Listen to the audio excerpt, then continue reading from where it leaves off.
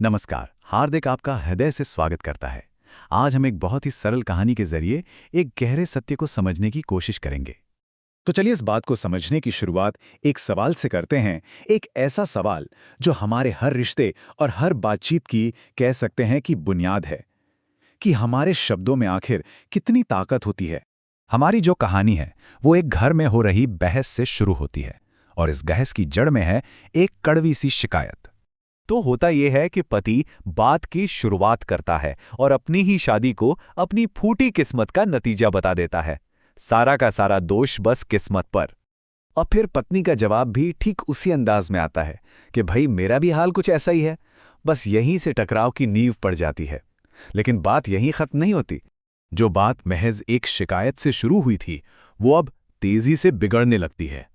हर अगला शब्द मानो आग में घी डालने का काम कर रहा था। अब देखिए, बात किस्मत को कोसने से बहुत आगे बढ़ जाती है। पति अब सीधा सीधा पत्नी पर जुल्म करने का इल्जाम लगा देता है। पत्नी भी चुप नहीं रहती, वो पलटकर वही इल्जाम पति पर लगा देती है और बस यहां से ये बहस और भी ज्यादा जहरीली हो जाती है। तो अब बातचीत इल्जामों से निकलकर सीधी सीधी धमकी पर आ जाती है। ये जो अधूरा वाक्य है ना, नहीं तो, ये अपने आप में एक चेतावनी है। और पत्नी इस धमकी का जवाब देती है एक खुली चुनौती से। जाहिर सी बात है, इससे तो हालात और बिगड़ जाते हैं। और आखिरी में बहस उस मोड़ पर पहुंच जाती है जहां पति अपना आखिरी फरमान सुना देता है। अब वो एक ऐसी जगह पहुंच गए हैं जहां दोनों अपनी अपनी बात पे अड़े हुए हैं और आगे का रास्ता सिर्फ अलग होने का ही नजर आ रहा है। और ठीक जब ऐसा लगता है कि स्थिति अब सुधर ही नहीं सकती, एक तीसरी आवाज आती है और पूरे माहौल को बदल लेती है। ये आवाज थी पिता की। वो ये सब कुछ सुन रहे थे और अब बीच बचाव करने आते हैं।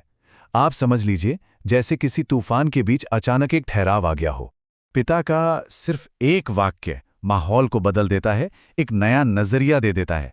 वो कहते हैं, अरे कौन सा शब्द कहाँ बोलना है, बस इसी का तो खेल है, वरना पूरी दुनिया में कक्करा तो एक जैसा ही है। बस इस एक वाक्य के साथ ही सारा गुस्सा जैसे भाप बनकर उड़ जाता है और उसकी जगह समझदारी ले लेती है। पति और पत्नी दोनों को अपनी गलती का एहसास हो जाता है। उन्हें यह समझ आ जाता है कि झगड़े की जड़ उनके शब्द ही थे और अपनी जुबान पर काबू रखना कितना जरूरी था। तो असली सबक यही है, बात शब्दों की कमी के नहीं है, बल्कि हम सबके पास जो शब्द हैं उनका सही इस्तेमाल कैसे करना है, बात उसकी है। तो चलिए इस छोटी सी कहानी से जो बड़ा सबक मिला है उसे थोड़ा और गहराई से समझते हैं।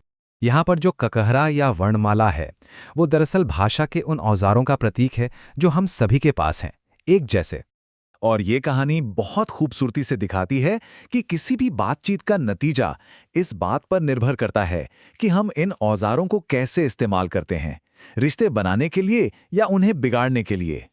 तो आखिर में एक सवाल हमारे सामने आकर खड़ा हो जाता है। उसी एक वर्णमाला का इस्तेमाल करके जो हम सबके पास है, हम अपने शब्दों से अपने आसपास कैसी दुनिया बना रहे हैं।